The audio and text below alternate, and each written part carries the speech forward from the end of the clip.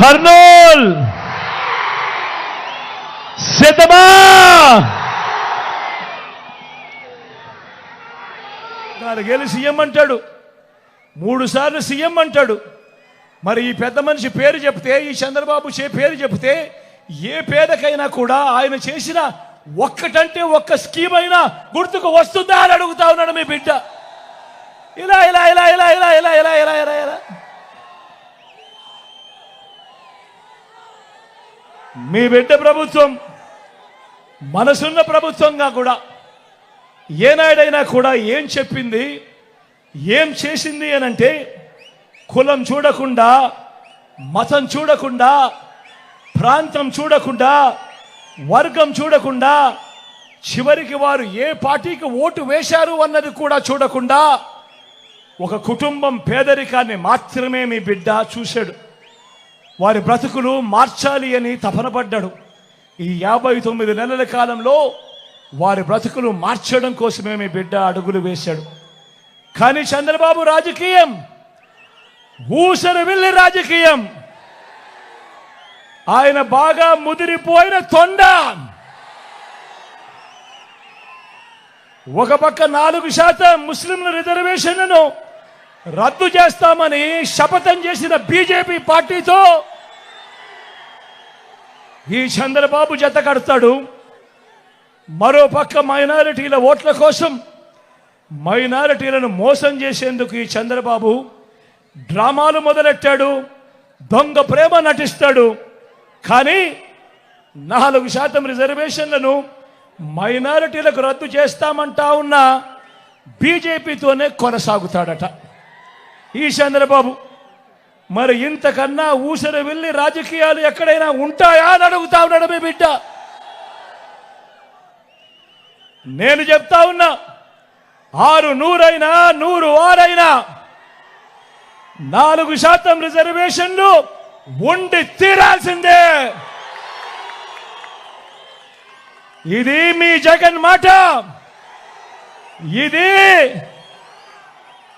వైఎస్ఆర్ బిడ్డ మాట. మరి చంద్రబాబు ఇలా మోడీ గారి సమక్షంలో చంద్రబాబు ఇలా మాట్లాడగలుగుతాడా అని అడుగుతా ఉన్నాడు మీ బిడ్డ. మరి మైనారిటీల రిజర్వేషన్లను రద్దు చేస్తామన్న తరువాత కూడా ఎన్డీఏలో ఎందుకు కొనసాగుతా ఉన్నాడు ఈ చంద్రబాబు అని అడుగుతా ఉన్నాడు మీ బిడ్డ. మైనారిటీల మీద మీ బిడ్డది నిజమైన ప్రేమ. ఇదే సందర్భంగా నేను ఒక్క మాట చెప్పాలి. ఇక్కడున్న వేల జనాలకే కాదు, రాష్ట్ర వ్యాప్తంగా ఉన్న జనాలందరికీ కూడా చెప్పాలి.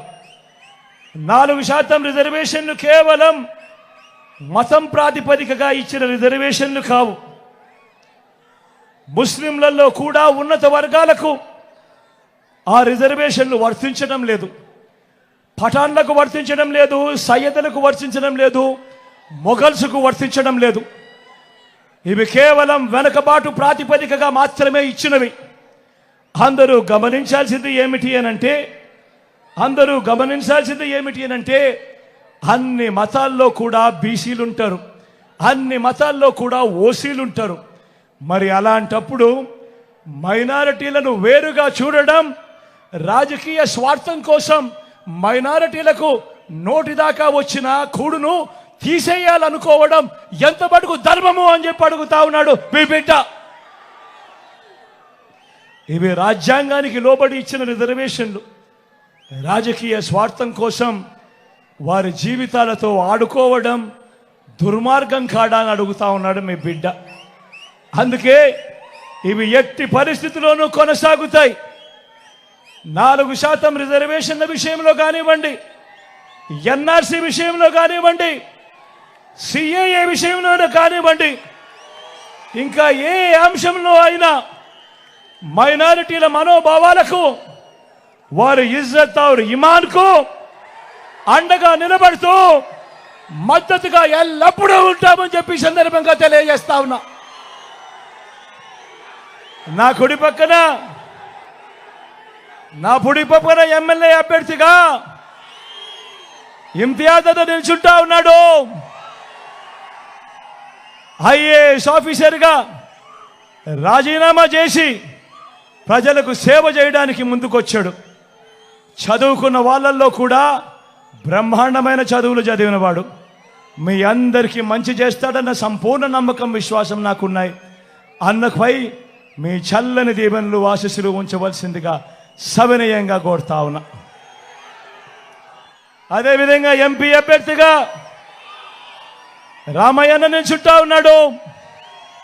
మీలో ఒకడు అతి సామాన్యుడు, బీసీ కులాలకు చెందినవాడు.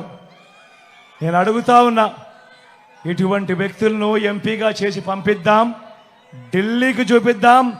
పేదవాడు కూడా ఢిల్లీకి పోగలుగుతాడు అని ఢిల్లీకి చూపిద్దాం. రామయ్యన్నను గొప్ప మెజారిటీతో గెలిపించవలసిందిగా సవినయంగా మీ అందరితోనూ ప్రార్థిస్తా ఉన్నాను. రూరల్ అర్బన్ ఎలాగో కంబైండే కాబట్టి భూపాలన్న కూడా ఇక్కడే ఉన్నాడు. నేను అంటా ఉంటా, మామూలుగా సీనియర్ మోస్ట్ ఎమ్మెల్యే అని చెప్పి అంటా ఉంటా. సౌమ్యుడు, మంచివాడు, మీ అందరికీ మంచి చేస్తాడు. అన్నను కూడా గొప్ప మెజారిటీతో గెలిపించవలసిందిగా కోరుతా ఉన్నా. ఇంత ఎండను కూడా ఏమాత్రం ఖాతరు చేయకుండా చిక్కటి చిరునవ్వుల మధ్య ఆప్యాయత చూపుతా ఉన్నందుకు ప్రతి అక్కకు, ప్రతి చెల్లెమ్మకు, ప్రతి అవ్వకు, ప్రతి తాతకు, ప్రతి సోదరుడికి, స్నేహితుడికి మరొక్కసారి మీ బిడ్డ రెండు చేతులు జోడించి పేరు పేరున ప్రార్థిస్తూ సెలవు తీసుకుంటా ఉన్నాడు.